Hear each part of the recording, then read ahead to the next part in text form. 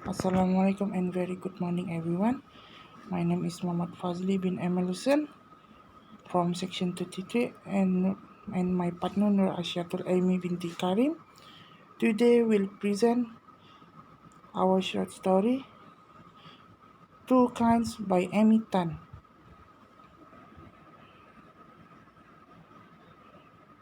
Introduction. I will explain the background of the author, which is Amy Tan. She's born on 19 February in 1952 at Oakland, California. Her occupation is a writer. She is a second of three children born to Chinese immigrant Daisy, which is Nee Lee, and John Tan, which is an electrical engineer and Baptist minister.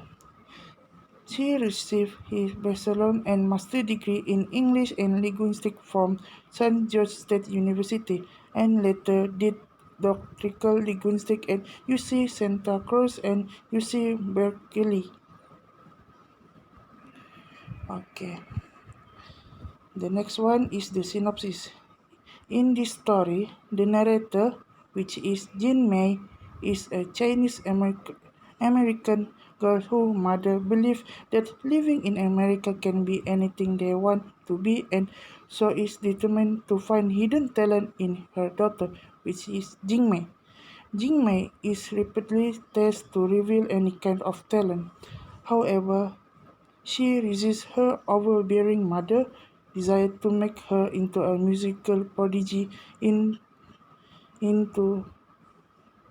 in order to compete with of her friend's daughter.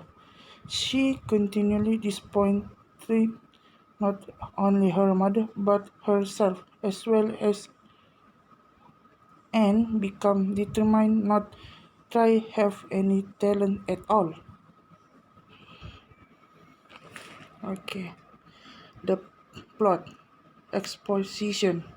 The story begins by explaining that Amy family moved to America when she was a baby. In 1949, her mother is clear in her goal. She wants Amy to be a child prodigy, a person with exceptional talent and famous. Although in the beginning Amy seemed accepting of her mother's goals, there are some undertones which are clear to the reader that her mother may go too far.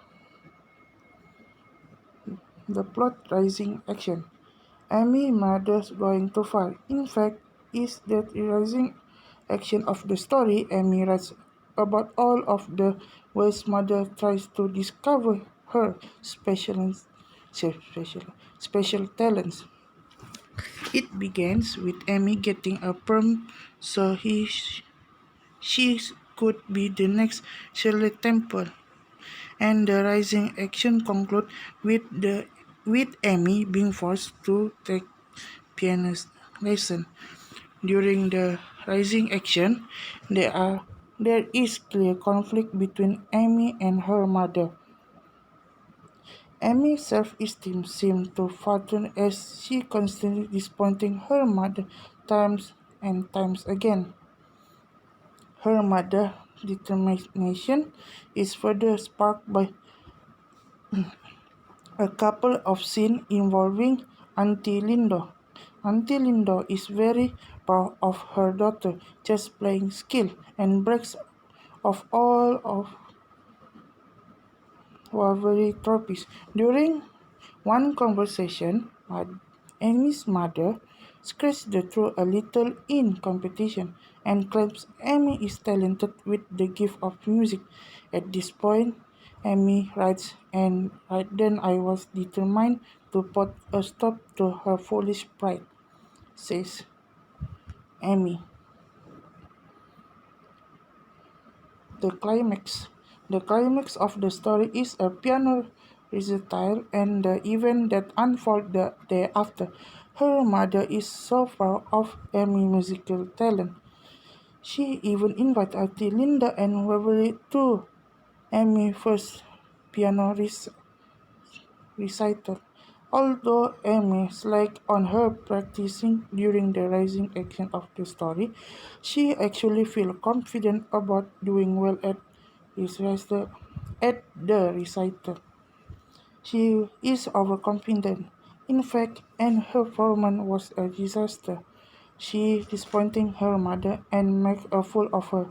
It is also clear that she has disappointed herself and she regrets not taking lessons more seriously. The next day, Amy's stubborn mother expects her to practice piano as if nothing has gone wrong. This is when Amy puts her foot down and refuses. To get her mother to back off, she tells her mother that she wishes she were dead. We discover Am- we discover that Amy's mother had other babies that have died. This part explains a lot why her mother is hard on Amy. After Amy hurt her mother finally gives up on Amy being prodigy. During the following action, Amy fast forward through the years. She explained that she never did the best he could at anything, just to spite her mother. We discovered that deep inside, Amy did have some pride in piano. When Amy's mother tells her that piano is her and she would take it. In the resolution, we come to the present times and Amy's mother has recently passed. Amy has the piano turned and sit down to play.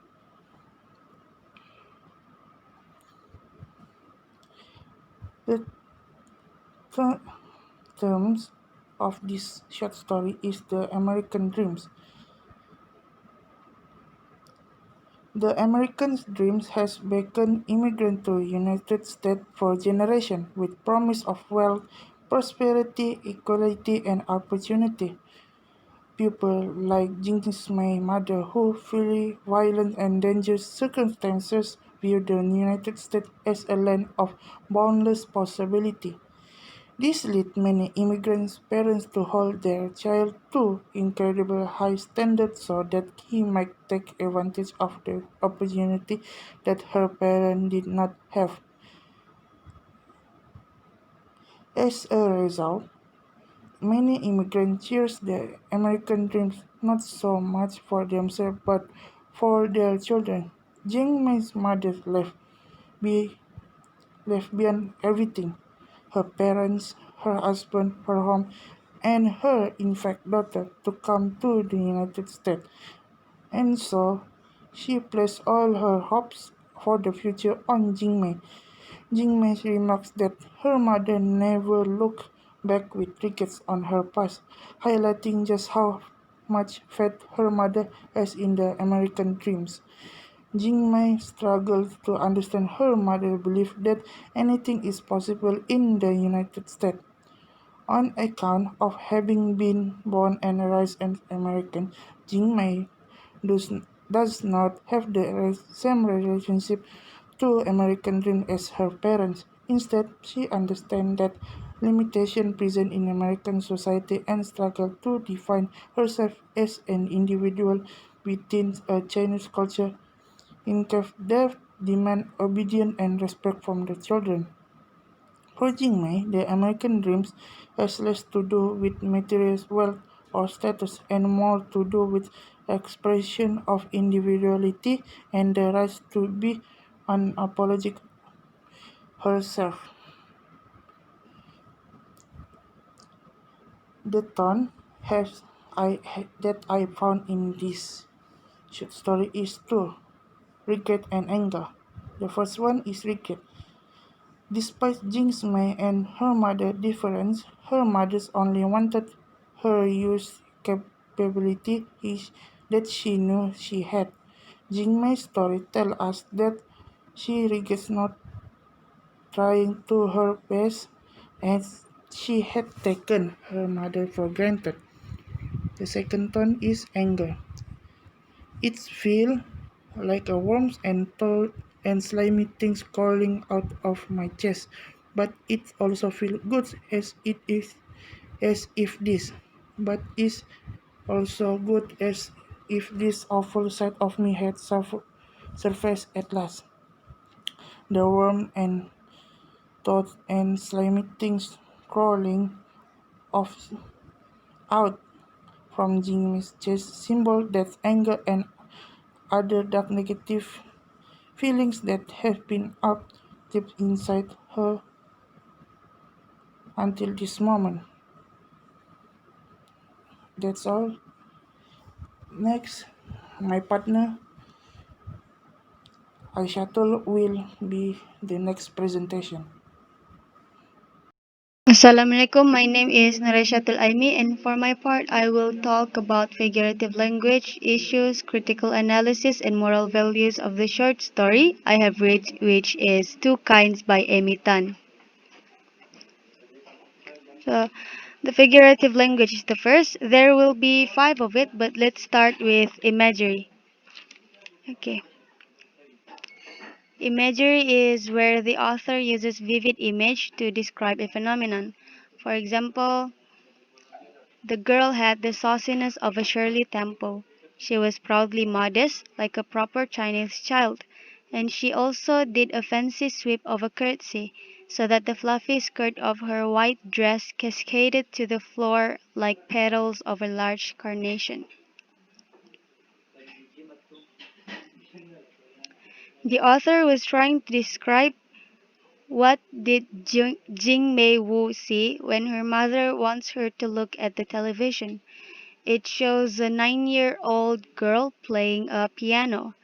For those who didn't know, Shirley Temple was a child actress since she was 3 and was quite popular back in the day. Next is metaphor. Metaphor is a comparison between two things that are not alike but have something in common. For example, every time I saw it in my parents' living room, standing in front of the bay window, it made me feel proud, as if it were a shiny trophy that I had won back. Okay, so in this situation, Jing Mei Wu never played the piano since she and her mother quarreled. The piano stayed in her parents' living room untouched for years.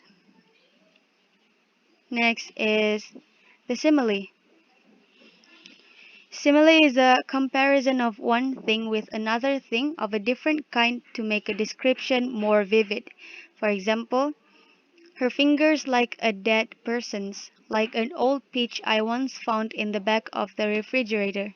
Its skin just slid off the flesh when I picked it up. Jingmei-woo was trying to describe old Chong's wife's figure, which she had met once. Her skin reminded Jingmei-woo of an old peach she found back at back at the back of the refrigerator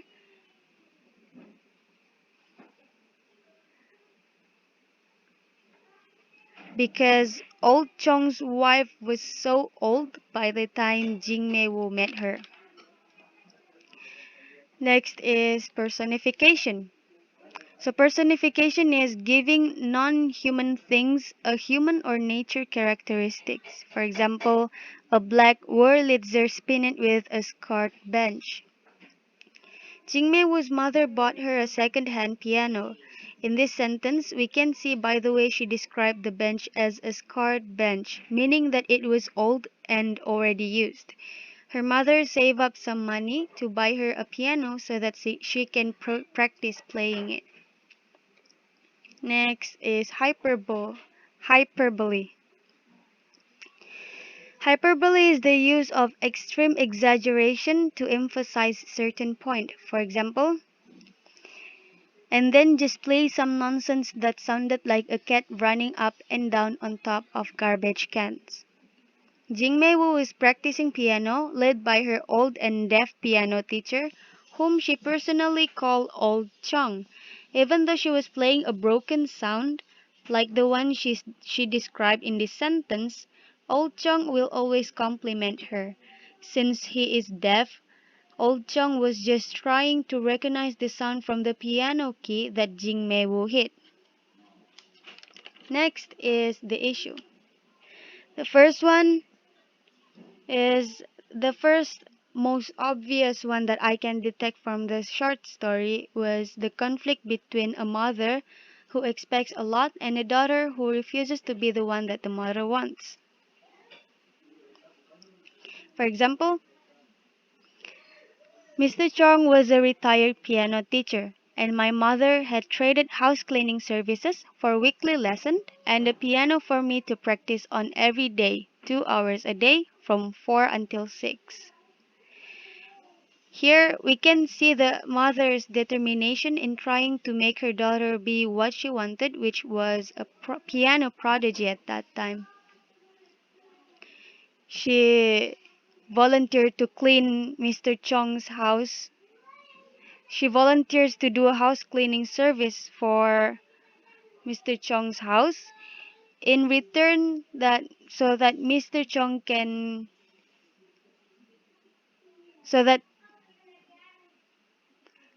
Jing Mei Wu can have weekly lessons to practice piano lessons. Yes.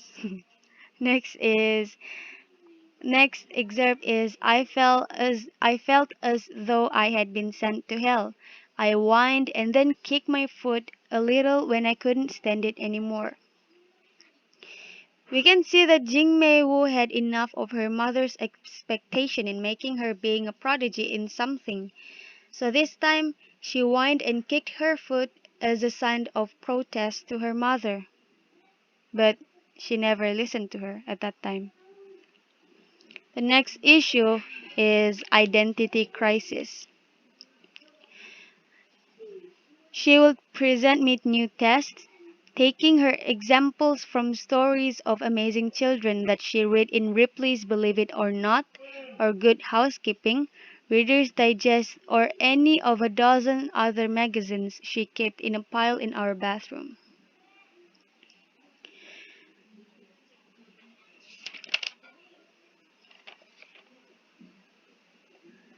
Jingmei's mother was inspired at the children that got famous for being good at something. So she tried to make Jing Meiwu be like them, like one of them. Because of that, Jing Meiwu couldn't do anything she wanted and ended up didn't have any dream when she was young because she always followed what her mother wants her to be. Another example is then I wish I'd never been born, I shouted. I wish I were dead like them. Jingmeiwu had enough, so she said she'd rather never been born and dead like her mother's twin baby daughter in China. Next is critical analysis. Okay. Overall, in my opinion, I like this story because it is relatable. My parents used to have a high expectation towards me, but unlike Jingmeiwu, I had a dream of my own.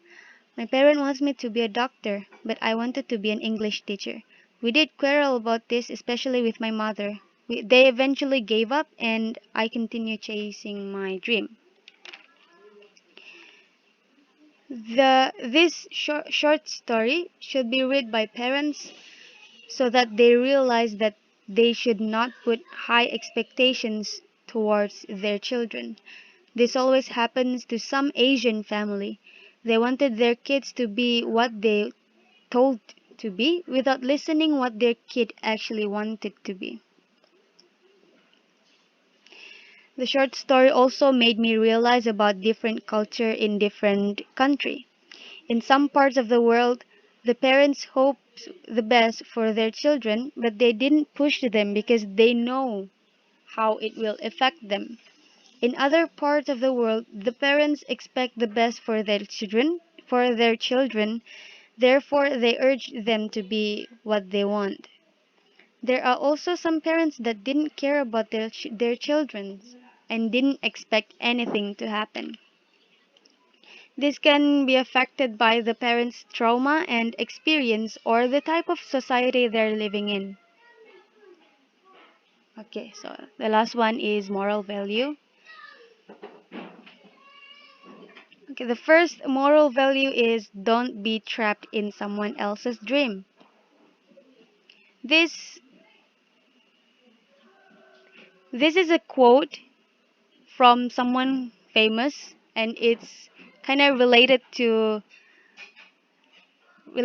this short story. It means you shouldn't let someone decide what you need to be. You just need to listen to yourself. You will regret if you follow others without knowing your capability and worth. Oh my god. Okay. The second one is it's alright if you don't have a dream. It's possible not to have one. Like I said earlier, you will regret in the future if you follow other people's dream. If you don't have any dream, it's alright. As long as you can make yourself happy. The last one is um you can actually always listen to your parents. There are certain situations where your parents can't relate with you because at some points, at certain points, only you're the one who knows the real you inside. But remember to know your limit because we don't want to hurt their feelings. If it feels fine for you, you can just follow what they say. But if it feels wrong, make sure to have a proper discussions between you and your parents. So that's it from my part. That's it for my that's it for my part, and I'm sorry if I speak in a gibberish way. Thank you for listening. Have a great day.